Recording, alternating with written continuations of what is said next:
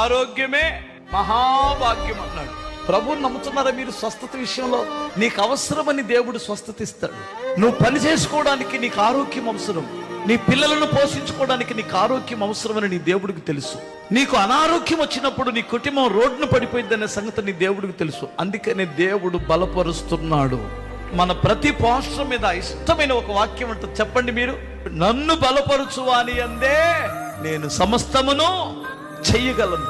నువ్వు బలహీనంగా ఉన్నావు, నువ్వు అనుకుంటున్నావు నేను చచ్చిపోతే నా కుటుంబ పరిస్థితి ఏమిటి, నా భార్య పరిస్థితి ఏమిటి, నా బిడ్డల పరిస్థితి ఏంటి, నా భర్త పరిస్థితి ఏంటి అనుకుంటున్నావు. నువ్వు ఇప్పుడల్లా సావవు. నీకు తోడున్న దేవుడు సజీవుడు.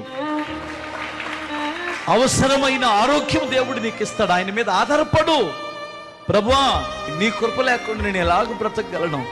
అందుకనే దేవుని సన్నిధిలో నువ్వు నమ్మితే దేవుని మహిమను